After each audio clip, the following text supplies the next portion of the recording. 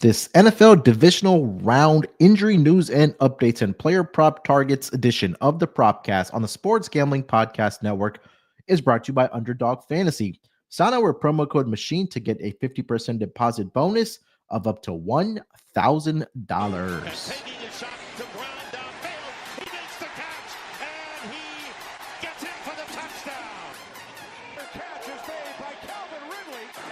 It as he throws deep downfield. It's going to be caught by Metcalf. Welcome everyone to the Propcast, part of the Sports Gambling Podcast Network.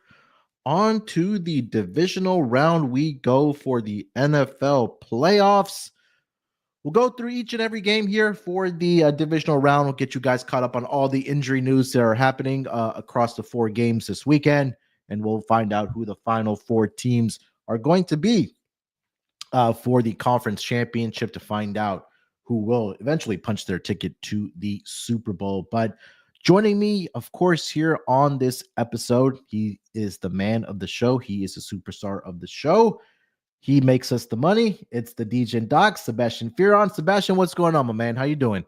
Good, man. Always feel nice coming off such a nice introduction there. Gotta play it up for the fans, but it always feels good to come into.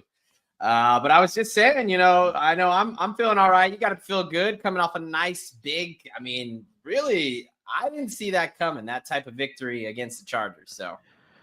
Yeah, defense really stepped up, of course, 4 interceptions off of one Justin Herbert. Got one taken back to the house, and offensively, it was okay. CJ did, I think, a better job of getting the ball out quicker than he's done in the regular season. I think that's going to be also something that he's going to have to continue to do this weekend against the Kansas City Chiefs in that defense. So it's us against the world, or maybe it's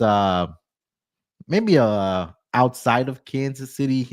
We have people rooting for the Texans to possibly pull off the upset, but we shall see. Again, I mentioned this to you, I think, before the playoffs started, that it's always that 4:30 slot on Wild Card weekend. We win it, and then we either ended up playing when Tom Brady was with the Patriots, or now it's Kansas City Chiefs and Patrick Mahomes to go on and lose in the divisional round, and then we'll rinse and repeat that again next year. But it was a fun weekend of football. Honestly, we'll go through it as we progress through the games here for the divisional round that is going to be starting on Saturday again in the 4:30 slot, with my Texans taking on the defending Super Bowl champions. But before we get to that game here, let me just quickly remind everybody to get the SGPN app. It's completely free.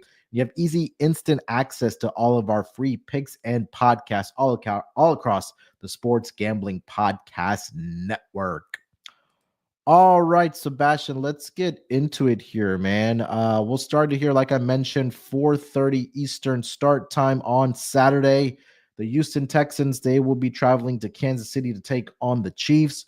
Chiefs currently laying 8.5 points in this game with a total of 41.5. What are we looking at for injuries in this matchup? Yeah, just a real quick kind of disclaimer.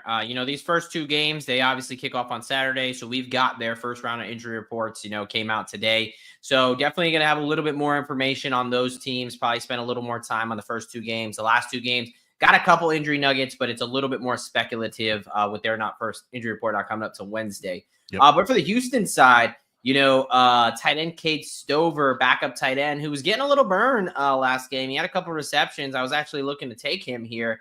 He just got put on the IR with a shoulder injury, so his season is done. So we'll talk about it, the Dalton Schultz in a little bit, but he's going to have to be the guy.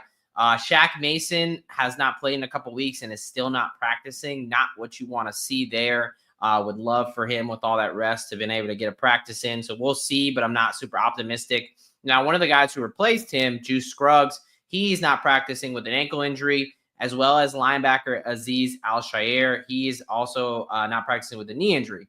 Now, Mason concerns me a little bit more because he's had all this time and he hasn't played. The other 2 guys, to my knowledge, I know Al-Shaair got banged up during the game, but correct me if I'm wrong, I believe he came back in.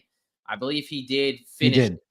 Yeah, so him and Scruggs both finishing the game it's big. If a guy's able to finish, it's really a good indication. Like, okay, maybe they don't practice the first week or 2. Not a big deal. It's not like they're really learning a whole ton, physically. It's more mental reps at that point anyway.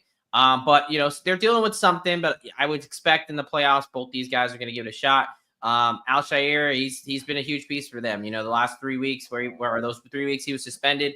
He's kind of the enforcer. You can call him whatever you want, dirty, whatever, but he's an enforcer. I mean, he really comes big, especially in the run game. So definitely one to watch, but I do expect Scruggs and Al-Shaair to go. Again, Stover definitely out. Mason, not too optimistic. One to note, I don't even know if he was on the team long enough to call him a Houston Texan, but Deontay is now looking for his 5th team in a 1 calendar year. He was waived. So I know Robert Woods popped up on the injury report, a little bit of John Mechie, but I didn't even write them down because, that tells me that those guys they're going to be fine, and the wide receiver room is going to kind of continue has been.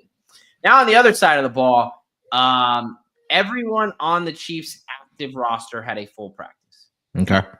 Member of the team who did not was Mecole Hartman, who is currently on the IR. So whether they're going to bring him back this week or next week, it tells you he's probably going to be back sometime in the next week or two. But he's definitely important in the return game. He did score that, walk-off touchdown to win the Super Bowl last year. But I wouldn't call him a massive piece of this offense, someone that is really going to flip the script there. Maybe in the return game, but he's limited. He's got a chance as the first practice, so we'll see there. But 2 guys I want to highlight for the Chiefs, Isaiah Pacheco. We talked about him a couple weeks ago, but he is a full go. He's going to be a full go. And with his rib injury he picked up. And then Jalen Watson. I think this is one, if you're not super plugged in, especially the defensive guys, he is part of that cornerback rotation that allows the Chiefs secondary to do what they do. To blitz a lot, allow Spags to get creative and play sticky man coverage on the back end.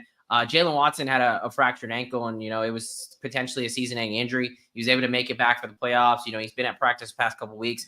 He's going to be a big piece. So this is going to make it very, very even more difficult to throw on this really good pass defense. So those are the 2 I wanted to highlight. Last week we talked about Nico Collins having a big day. Yeah. And he really came through for us. I'd love your opinion this week because, I am kind of shading towards his under. This is a play where it's kind of something I like. I probably will wait. Typically, we tell people to jump on things early in the positive sense. Same thing in a negative sense. You just take the opposite as far as, especially a big play guy. I would assume his number is going to rise up like most kind of big play wide receivers do closer to the game. But I'd love your thoughts. Where do you think? I just think they're going to really try to take Nico Collins away and allow these other receivers to try to beat them. Yeah. So want to touch on the Deontay Johnson on why I didn't read into it. I saw the Adam Schefter report, but we could touch on that in a second. Mm-hmm. So the first bet I did make for the Texans side was Dalton Schultz over 31.5. That number has now shot up to 36.5. Yep. Chiefs allowed the most receiving yards to tight ends this season, around 70 per game. 8 targets, about 6 receptions, a hair above that per game. I believe they did match up, or he's played them, I should say, twice in his career. Again, a very small sample, so take all this information with a grain of salt there, at least for head-to-head matchups. But he's gone over this projection in each of those 2 games. They played earlier this season, back on December 21st. 5 receptions, 8 targets in that game, 45 receiving yards. And then way back in 2021 when he was with the Cowboys, 6 receptions, 8 targets, 53 receiving yards. So I like this number all the way up to 40.5. If you're listening to this early, I would jump on that number at 36.5. Sebastian, I feel like this is going to be a game where the others are going to have to step up for the Texans. I think they're going to do whatever it takes to take Nico Collins away. So if you want to bet an under on Nico Collins, I would probably wait till post right before the game, because you'll see all these recreational bettors, look at Nico Collins and bet his overs because of what he did, not only last week, but of course, all throughout the season there. So I think you'll get a better number. Right now I see at 81.5 at DraftKings, but I think that number will definitely go up as we approach game time on Saturday. So those were the, or at least that was my first bet, was the Dalton Schultz one. And then Deontay Johnson, I didn't see a reason why he got released. I haven't seen. I mean, he might just be crazy at this point. I mean, we all heard the kind of dinner situation at in the offseason, not knowing who his head coach was. Tomlin typically keeps I don't know if he attracts crazy wide receivers or what, but we don't typically know until they're out of the building. But I really like your Schultz angle. I actually, before the Cade Stover news broke yesterday, when these kind of came out, I bet Cade Stover over 7.5 receiving yards. Like just that tight end angle that you were saying. Obviously, with him being out, I think Schultz is going to have to be that guy and step up. So I will definitely co-sign that, and the whole wait until Nico Collins. The two other guys that I was going to be targeting in this one is, sticking with the Texans, CJ Stroud's rushing. I think, whether Shaq Mason is able to play, Drew Scruggs, they're obviously, even at full health, they've struggled to protect. I think, with Chris Jones, Karlaftis coming off the outside, I think that CJ Stroud last week used his legs very effectively. Yeah. I think he's going to have to continue to do that. Last time these two teams played, he also kind of had to scamper around a little bit. So, I took it last night when it was 13.5. I'm not quite sure what it is right now, but I just think that he's going to have to scramble a little bit and use his legs to be effective. I was originally thinking I was going to come in and get Mahomes, but Mahomes' number is pretty juiced, and that was even yesterday. So I like Stroud even better there with his number starting around that 13.5, 15 range. And then the other guy for me, despite the Isaiah Pacheco news, is Kareem Hunt. I really like Kareem Hunt. I like his anytime touchdown. I think this is an opportunity where we can use some of the injury news, kind of in another way. Like, look, Pacheco's healthy. That's great. But Andy Reid, they kind of asked him, how do you envision this backfield moving forward? And he said, well, I think we're going to do the same thing we've done, which is split carries, right? Yeah. I mean, last time these two teams played, Kareem Hunt was the leading rusher. He's the one who found the end zone. He had 11 carries for 55 and a touchdown, if memory serves me correctly. So I'm on his anytime touchdown at plus 160, and I'm on his rush attempts at 9.5 as well. I do think the Chiefs are going to have their way a little bit in this game. I think they're going to want to run the ball. Cold weather up there in Kansas City. I just think that, for him to get Kareem Hunt to get 10 rush attempts, I think is entirely too low. I think this whole narrative that Isaiah Pacheco, now that he's healthy, is going to be a guy who's getting 20 touches. I just don't think Andy Reid's that guy. I mean, he said it. We'll see, if it was just coach speak, but he said, we're going to continue to do what we've been doing. It's been successful. So. Yeah, the CJ Stroud one, if you do like, it's still a 13.5 on DraftKings. I think if you like that, you just also take the longest rush attempt to go over 8.5 as well. You mentioned last week he scampered, I think it was 20 plus yards, I want to say. Don't quote me on that, but I remember that, like you mentioned, he did have a big run there for the Texans in that game. Another one I was looking at in this game, you already mentioned Isaiah Pacheco. I think that number opened up at 35.5, which I think was completely wrong. Now I think they've adjusted down to 43.5 for his rushing yards. I do think this might be a game where we see a little bit of more run heavy. I am not backing Patrick Mahomes on his rushing yards anymore, because the handful of times I've done that, every time he's taken a knee to end the game, he's gone under. So it screwed me a couple times on Patrick Mahomes there. You have anything else for Texans and the Chiefs? No, that's just, that's where I was with you with the Mahomes, and his numbers high right now. Yeah, I mean, I get it. He probably, but I think he's going to be right around there. And you're right. I mean, he's done some crazy kind of knees. They might have 3 knees to end the game. I agree. I would stay away from that one. All right. Before we get over to the second game on Saturday, we're here. We're talking about the playoffs. You bet we are. Getting on the action at DraftKings Sportsbook, an official sports betting partner of the NFL. Scoring touchdowns is key to winning in the playoffs, and you can score big by betting on them at DraftKings, the number one place to bet touchdowns. Ready to place your first bet? Try betting on something simple like a player to score 6. Go to DraftKings Sportsbook app and make your pick. If you're new DraftKings customers, you can bet just $5 to get $200 in bonus bets instantly. Download the DraftKings Sportsbook app and use promo code SGP, that's code SGP, for new customers to get $200 in bonus bets instantly. when you bet just $5 only at DraftKings Sportsbook.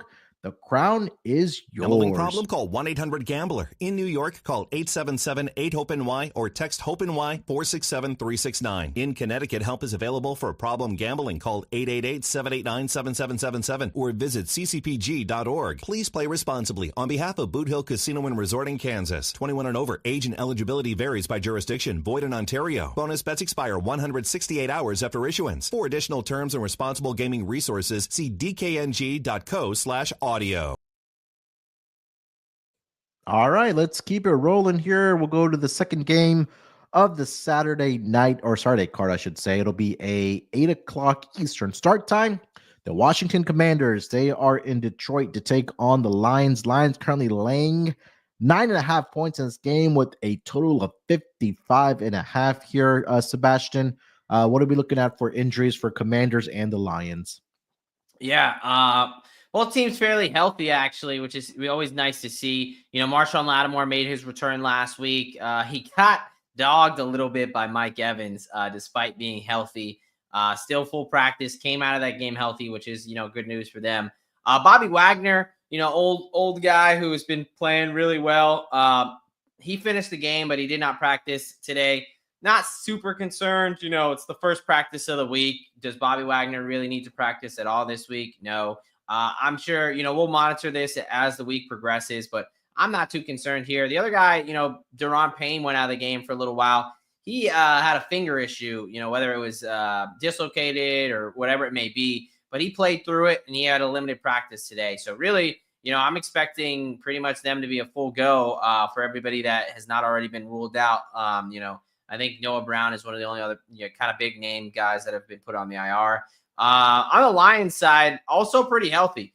They have a little bit more injury concerns as kind of has been the Detroit thing this year. But two of the big ones, running back David Montgomery, full practice. Now, they held a walkthrough today, so you kind of have to take it with a little bit of a grain of salt. But we told you last week that he was expected to be back for this round. And based on his injury, the MCL has the best healing potential out of all the ligaments in the knee. I kind of was shocked when they originally said he was going to be done for the season because, even 6 to 8 weeks, he should be fine. So I'm Montgomery. I do expect him to be back and to be fairly close to 100%.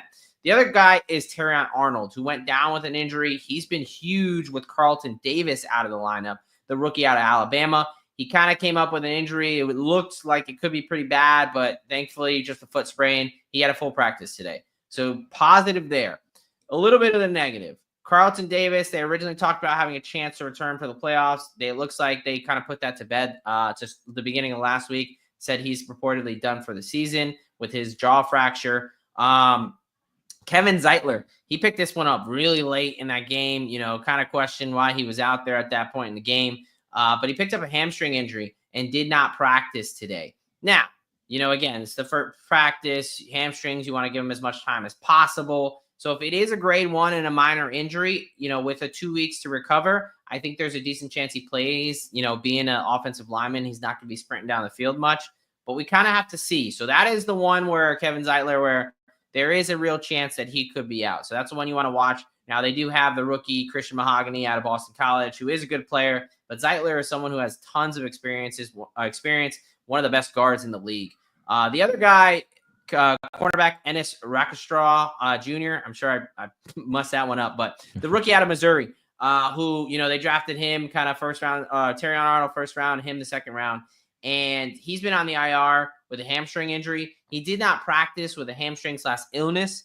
The fact that they listed it like this tells me that it's probably more the illness that kept him out today. So it's actually kind of like weirdly maybe good news that he may be close to returning. Again, hamstrings are a little bit tough, but he's been put on the IR, so he's had at least 4 weeks. So let's kind of monitor that one. So really it's Zeitler and Rakestraw there, the cornerback with the hamstrings that we want to kind of watch. Everyone else for them, Terrion Arnold being back is huge and David Montgomery being back is huge. As we turn the page towards the props, the Detroit one, for me, just because of how juiced everything is, it's really going to be pretty simple.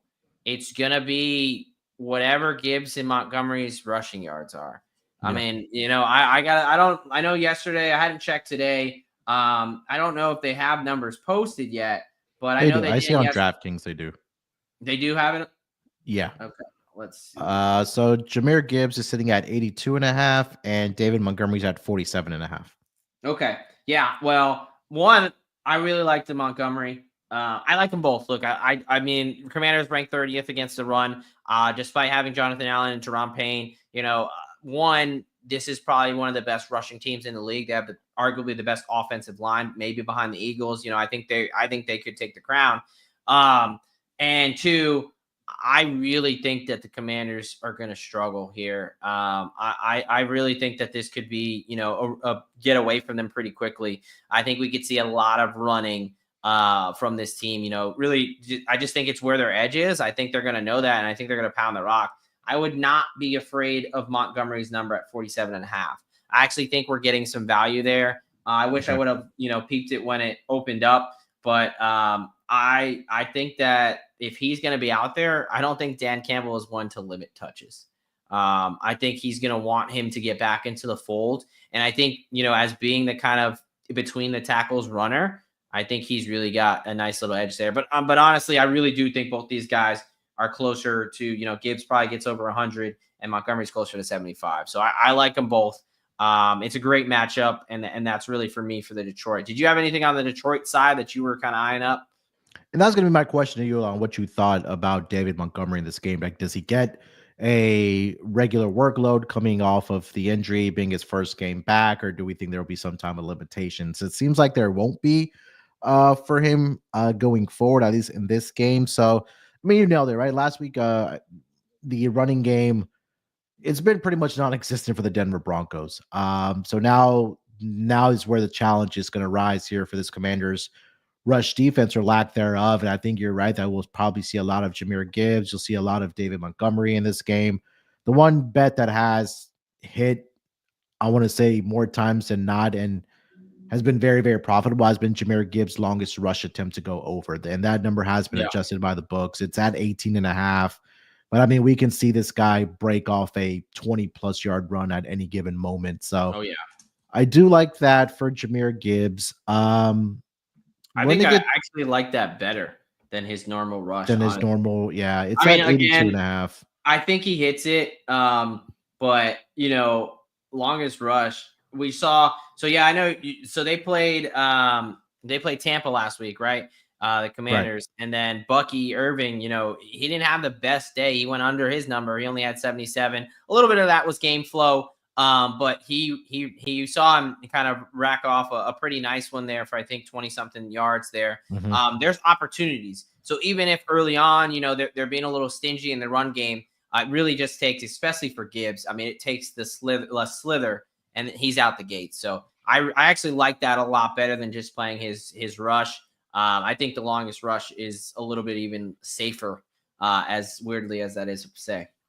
Yeah, I'm just quickly looking at what he's done at home as far as a longest rush attempt. So I'll quickly read this off. 47 against the Vikings, 13 against the Bills, 20 against the Packers, 28 against the Bears, 23 against the Jags, 70 against the Titans, 20 against the Seahawks, 24 against the Bucks, and then the week 1 against the Rams, he only had 8. So like I mentioned, more times than not, he's gone over this number of 18.5 for his longest rush attempt. So that'll definitely be on my card. I would jump on that immediately because it is juiced right now, minus 135 currently over on DraftKings. But that will be on my list this week. Want to get your thoughts on Jaden Daniels' rushing yards this week? I know he didn't get over the number last week. There's 2 ways I wanted to either attack him. That if the Lions get out to an early lead, or let's say a 2-possession lead here, Sebastian, that his completions to go over or his rushing yards to go over in this game. I want to get your thoughts on either one of those 2. Yeah, no, I had his rushing written down. I was kind of looking back through the Lions schedule here. They haven't really played a ton of mobile quarterbacks. One that comes to mind is the Josh Allen game that they did lose, in that high scoring game. And he kind of went off against the Lions in that game.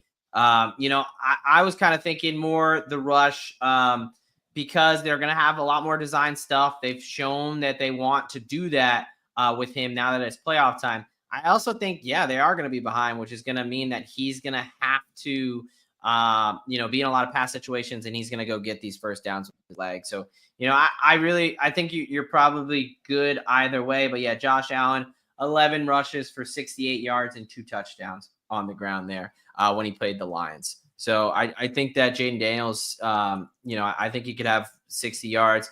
I know that he screwed some people with his kneel down situation last week, but I don't foresee that being an issue for this game. I'm just quickly looking at some of the scrambling quarterbacks that they have faced this season. Let's see. This is all right. So, all right. Yeah. So Josh Allen, 68. You had 61 from Anthony Richardson. Caleb Williams had a game where he had 104 against the Lions. Am I reading? Oh, that's Justin Fields. This was last year. Let's see. So that one was from last year. Let's see.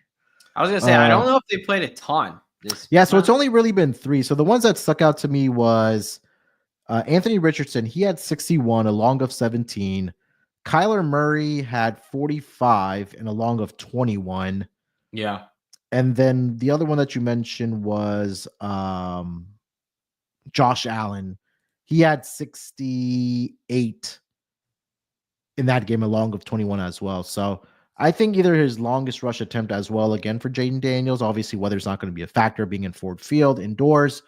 So I think that would be something on my card there as well. What else you got? Anything else for Lions and Commanders?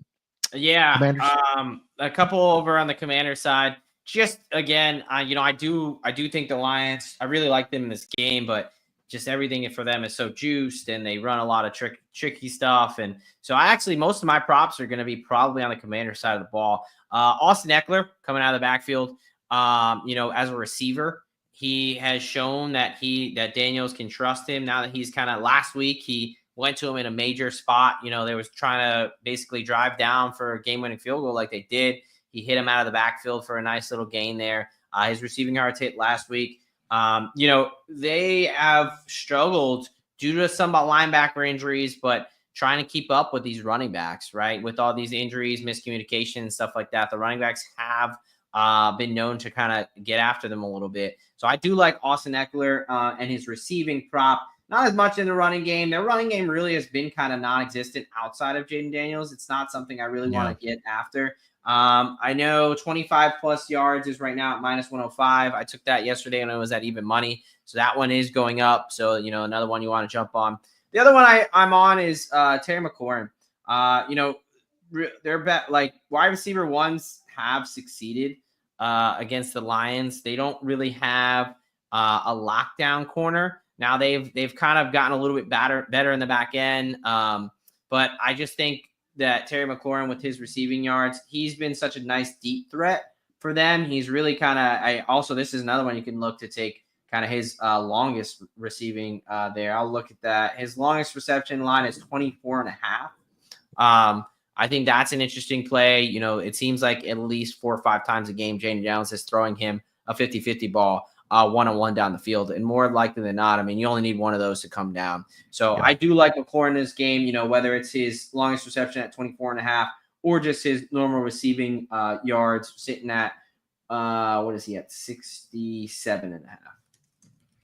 Yeah, I think that, again, like we mentioned, if they are going to be trailing in this game, which I think we anticipate them being down at least double digits, that they're going to have to be forced to throw the football. One guy that's been also, last to wrap it up here, longest reception you mentioned on the line side, Jameson Williams, has been a very, very profitable angle at home. That number now is at 24.5 for him. But there was just countless times he's just getting to 40 yards for his longest reception to go over. So that was one I will be looking a little bit more into in this game here for the Commanders and the Lions. All right, before we get over to the Sunday card here, let me tell everyone about Stake.us. SGPN has partnered up with America's Ultimate Social Casino, Stake.us. Stake.us is a free-to-play social casino available in most states, including California, Texas, and Georgia. All your favorite games are there and even play with live dealers. Use our promo code SGPN at sign up and you can get 250,000 gold coins, which can be used for the free-to-play games, and $25 in stake cash, which can be played with and redeemed for real cash. Stake.us, promo code SGPN. That's stake.us, promo code SGPN. And we're also brought to you by Underdog Fantasy. Underdog Pick'em has one of the biggest menus for all sports. Underdog is always making it easier to with profit boost and give me pick'ems. NFL, college football, college basketball, MMA, NBA, NASCAR, and more. You can now use specials and boost on all flex entries. So sign up with promo code MACHINE to claim your special pick and first-time deposit offer up to $1,000 in bonus cash. That's underdogfantasy.com. Make sure you use that promo code MACHINE. All right, Sebastian, let's get over to the Sunday card here and the divisional games happening on Sunday. We'll start here with a 3 o'clock Eastern start time. The LA Rams, they are in Philly to take on the Eagles. Eagles laying 6 points in this game with a total of 44.5 here. What are we looking at for Rams and Eagles? Yeah, like I said, the no injury reports here, so a little bit more just big stuff here. So Tyler Higbee, he was crushing it. He had 5 catches for 58 yards, really just first quarter. And he got kind of ruled out. And there was, reports that he was coughing up blood. He had to stay the night. Well, he went to the hospital. Thankfully, he didn't stay the night. More precautionary. It might have just, sometimes you can get a blood in the lungs. A guy like Jalen Petrie had that last year, which can be very scary. So that was the concern. Does not seem that way. He went home with the team, and he's expected to play. And essentially, it's a situation where I don't know if he had something get a cut in his mouth or whatever, or he had a bruise. Obviously, he had some pain. It sounds more like a bruise than anything. They checked him out. He should be good to go. So, that's great news for them. Now, cornerback Akilla Witherspoon went down late in the game chasing Hawkinson on his way to the end zone. Looks like he pulled up with a little bit of a quad strain. He was ruled out fairly quickly. That's not great. We'll have to see again tomorrow and see where he's at. I don't expect him to practice tomorrow. Sometimes if they're minor, these kind of grade 1 quad strains, you could push it in play on a week. It's not the worst thing in the world. But it's going to be something that he'll probably be limited at best and then high re-injury rate. So Witherspoon, I'm a little bit doubtful on. But Tyler Higbee, on the other hand, I think that once they get checked out, he should be good to go. There really shouldn't be any lasting effects. So, and he's someone that I'll talk about in a second, but I think could become very big in this game. And then Nakobe Dean, the star linebacker for the Philadelphia Eagles. I think this is a massive injury. So he went down with a patellar tendon tear. So, it's the tendon that connects your kneecap to your lower leg. He's done for the season. So this is kind of more closer to 8 to 10, 9-month recovery timeline. The guy they're going to use to replace him is Owen Burks. Dean was a guy who, he struggled to get on the field as far as injury-wise, but he was their second leading tackler. He had 128 tackles. He had 3 sacks. He had 4 pass breakups, interception. He's flying all around, especially tackles for loss. Like, he's a guy, especially of late, who's coming on. Him and Zach Bond, they finally looked like they had a good linebacker duo after not having one for a long time. Now, Owen Burks, he's a journeyman. I mean, he's been in the league for 7 years. He's never gone up for over 50 tackles. He's someone who he was on the Green Bay Packers, and then he was on the 49ers. Now he really came here as a special teams guy. He's the guy who laid the hit on Keyshawn Nixon and caused that fumble, actually, for the first play of the game. So Duke can hit, but I'm not convinced this guy can cover. That's the concern for me. There's going to be some communication thing. Nakobe Dean just did so much for this team. And yeah, Zach Bond's been playing well, but it's partly because Dean stayed healthy alongside of him. So I think this is going to be a really big injury. Not only, again, I'm not as much concerned with the run fits because that defensive line, really knows how to move people. But the passing, the pass coverage is where I think that McVay's smart. I think he's going to see this. And I think, that's why Kyron out of the backfield is something I'm going to be eyeing up this week. I know that he hit his receiving number very easily last week. The number they've got for Kyron right now is just 12.5, which is, last week it was kind of 9, 10. Now it's 12.5. So they bumped it up a little bit. I just don't think it's enough. I do think that the Rams are going to struggle to be able to run the ball in a traditional fashion. I think they're going to have to get a little bit creative with that. And I think that's going to have to be Kyron out of the backfield, taking advantage of that. The other one, kind of goes hand in hand is the tight end position, with those linebackers covering down and such. Tyler Higbee did not play last time that these two teams met. And I think he could be an X factor like we saw against the Vikings early on. I mean, he is a threat, and Matthew Stafford's going to put a nice ball on him. So his numbers are not up because of the injury concerns yet. But I originally thought with the situation of once I heard the hospital, maybe get cute and take a Dennis Allen or a Hunter Long angle. I would not do that. I do expect Higbee to play. I think you just wait for them to drop his number and then you attack it in that fashion.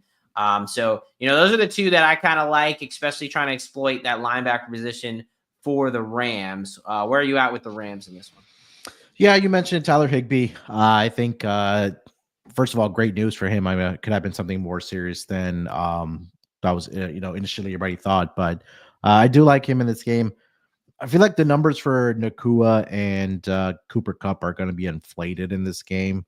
But the Eagles have done a very, very good job against opposing quarterbacks since their bye week, right? I mean, I think they've been one of the best defenses, against quarterbacks. I'm trying to find the exact numbers. Yeah, they only gave up 193 per game last week. We did see Jordan Love 20 for 33, 212, 3 interceptions. They've intercepted a quarterback 4 straight games now, dating back to the regular season. Be curious to see what Matthew Stafford's interception is in this game. Minus 135 currently over on DraftKings. I do think that he ends up throwing one in this game. Yeah. Kyron Williams, I just can't get a game. And I think there's a run like team that I haven't bet a lot of props on this season outside of Saquon has been the Philadelphia Eagles, because I just don't know what I'm going to get out of at least a receiving group or even from Jalen Hurts, right? So I think if you want to bet anything, just get on Saquon. They're going to feed him the football 20 plus times. Right now, his rush attempts are sitting at 21.5 in this game. It could be another 100 plus rushing yard game for him. And again, God forbid they do get to the Super Bowl, you probably want to get on the MVP tickets right now for a guy like Saquon. You probably should have done that before the playoffs started or even during the regular season. But I think if the Eagles eventually, if they do go on to win the Super Bowl, I think it would be because of what Saquon has been able to do for this team. But again, nothing. I really didn't like a whole heck of a lot in this game as far as props go, Sebastian. Yeah, look, what I will say for those fans out there, if you don't want to get on Saquon for the Super Bowl, that's cool too.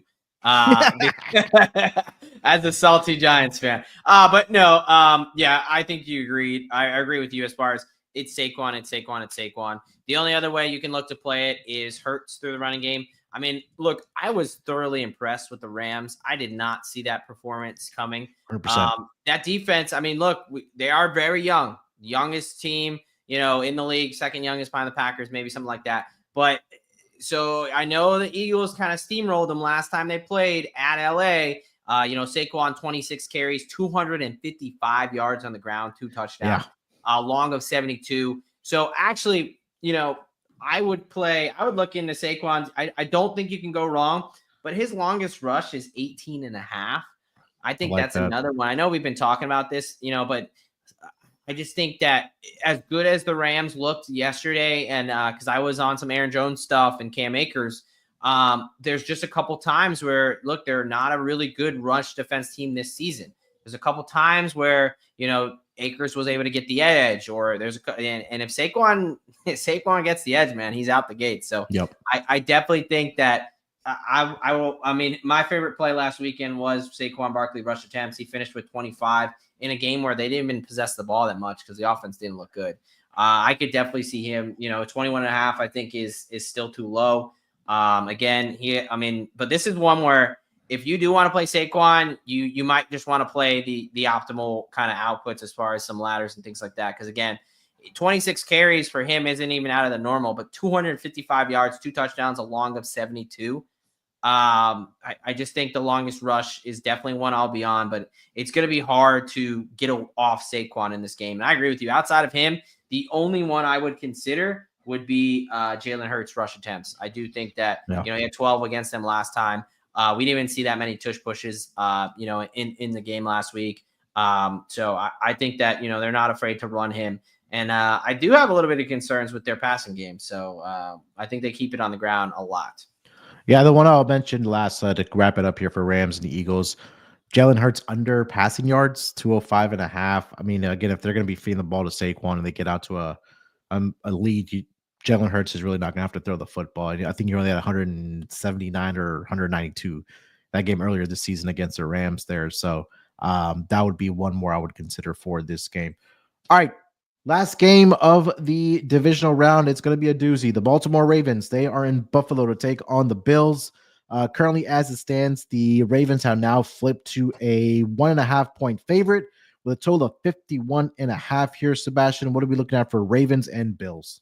Yeah, I mean, what an awesome freaking game. It's going to be awesome nightcap. So hopefully you have off on MLK Day the next day. And that'll be a nice way to enjoy this one. But really, it's the big one is just Zay Flowers, man. It's the same one as last week. 0 practice last week. We talked about, I think it's an LCL sprain. Even in grade 1, they take closer to 3 to 4 weeks to fully recover. Week 2 is where you could kind of press it in play. So we'll see, but I'm still pretty pessimistic here. I think even if he plays, Zay Flowers is going to be limited. So right now, I'm either expecting him to be very limited in best case or out completely. I mean, Harbaugh said it's kind of wait and see mode. He even said, we'll have to see later in the week if he practices. So I would not expect him to practice tomorrow. I mean, if he practices tomorrow, that's a great sign. But I am not expecting that. It doesn't sound like Harbaugh's expecting that either. The fact that he was not able to be close to practice last week tells me that, yeah, I mean, this is something, where it's truly week to week, where it's kind of closer to that 3 to 4 weeks as opposed to 1 to 2 weeks there. So on the Bills side, they're pretty damn healthy. I mean, both these teams outside of Zay Flowers are really healthy. Yeah. I think in 2 teams that, yes, I know Baltimore put it on Buffalo earlier in the season in Baltimore. I think the change of scenery helps. And I think the fact that, Bills didn't have Matt Milano, Terrell Bernard, or Taron Johnson, 3 of their best players on defense to stop Derrick Henry. I think it does make a difference, but this is going to be an amazing game. I'm stoked for it. Prop wise, there's 3 guys that I like in this game. Starting with the Bills, it's Khalil Shakir. He's been the one who has the best rapport with Josh Allen. I mean, it's pretty simple. I know the Ravens are not as bad as the secondary as they were to start the year. The change between putting Kyle Hamilton deep and bringing in a Darius Washington for Marcus Williams has been huge. However, they're still not, an exactly dominant unit against the pass. There's been teams that can still take advantage of this defensive secondary. Brandon Stevens is a guy who got picked on last week. I mean, Van Jefferson beat him on a grow route, which is kind of frankly embarrassing, honestly. And as this team has kind of turned it around, I look at the teams they've played, and it's not the most prolific passing offenses. I can't remember exactly when they said they made the switch, but, they had a game where against the Bengals, I mean, both their games against the Bengals, Joe Burrow went absolutely berserk against them. I know they beat them both, but he had 428 passing yards. Jamar Chase had 264 receiving yards. This is not I think it's more that the fact that they've played the Steelers twice. They played the Chargers. They played the Eagles, the Giants, the Texans, the Browns, not teams you think of really elite quarterbacks or elite passing games, right? So I think that there's still opportunity, and Shakir is the guy. What about you for Buffalo? Who do you like on the Buffalo side?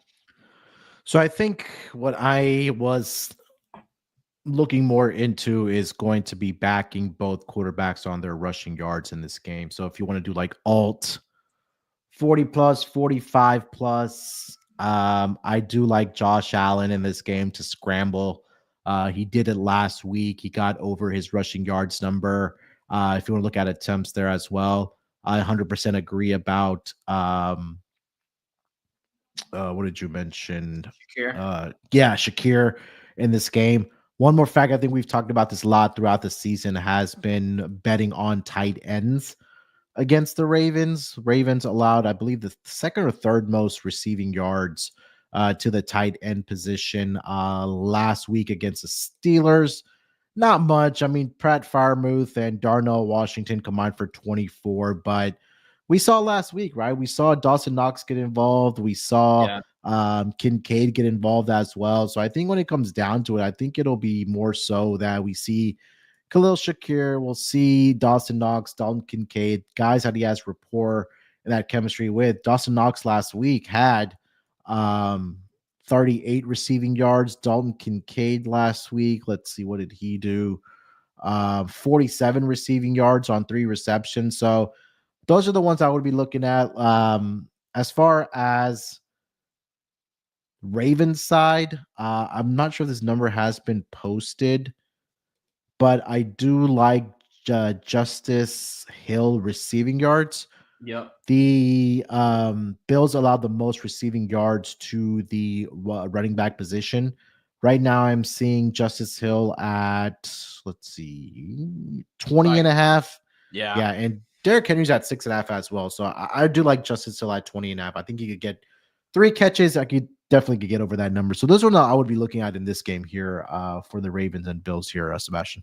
Yeah, no, and that's a number that's rising too. I bet Justice Hill at 17 and a half yesterday at his receiving yards there yesterday. I also like, he's kind of been my darling this year. Starting week 1, he really kind of cashed me pretty nicely. So I love Justice Hill. I think he's a he's a big, Harbaugh guy. Harbaugh really loves him. So I also like his rushing receiving. They'll give him some things. They expect when he's out of the game, they're like, oh, defense thinks I get a break from Derrick Henry, and they'll pop a couple runs with him. So I think his rush receiving market is a little bit fun too, but definitely he's the more effective guy out of the receiving market. I think if I look back the last game, he was their leading receiver last time they played the Bills. He had 6 catches, 78 yards and a touchdown, right? So Justice Hill definitely. The other guy, I really like your tight end angle. Dalton Knox is a guy that sticks out to me. It's the playoffs. You go back to what you talked about him having over 30, and his line, I think it was only 13 and a half right now. So it's just super. I mean, everyone wants the new sexy toy in Kincaid, but Dalton Knox is definitely a guy who can get it done. And then the other one that we haven't mentioned is Isaiah Likely.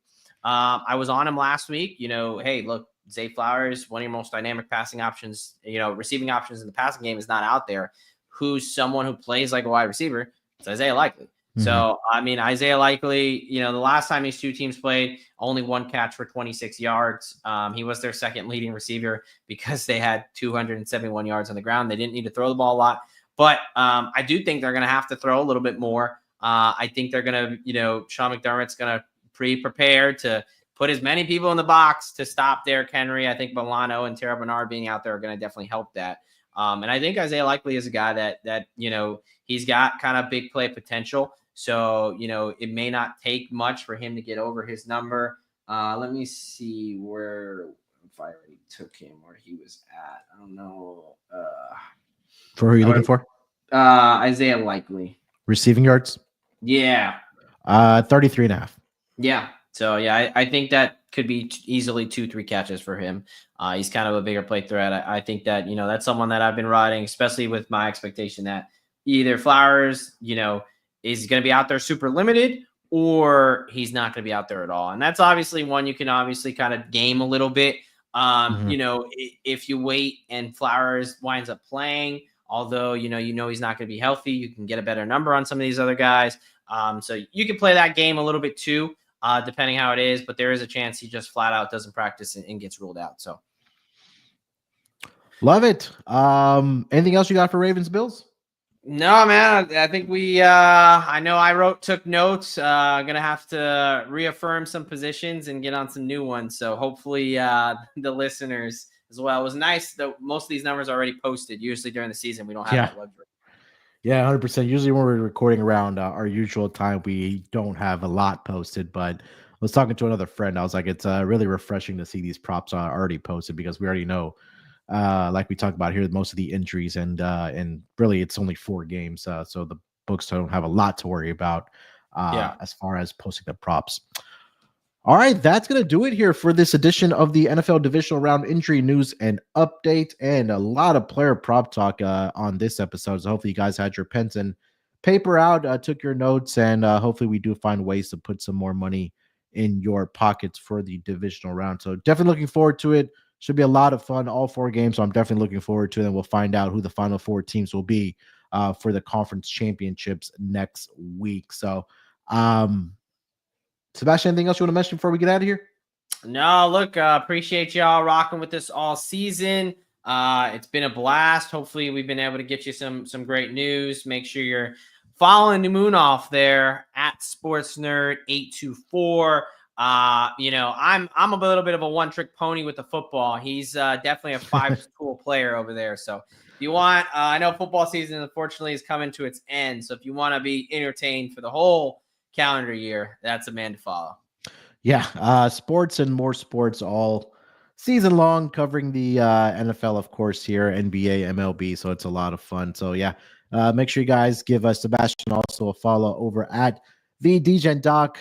Maybe we'll start converting him over to breaking down injuries on the baseball side of things, and maybe the NBA as well. So yeah, but make sure you guys follow him on Twitter, and also the DGen Docs on YouTube as well. The guys do a fantastic job of breaking down all the injuries, getting you fantasy advice, and player props as well. All right, we'll be back next week to talk about the conference championships. We'll break down any more significant injuries or injuries in general that we need to talk about, and we'll talk about some more player props, of course. But yeah, this was a lot of fun. It'll be a fun weekend of NFL football, so definitely looking forward to it. All right, good luck with your bets this weekend. Let's break these books off, and always remember to let it ride.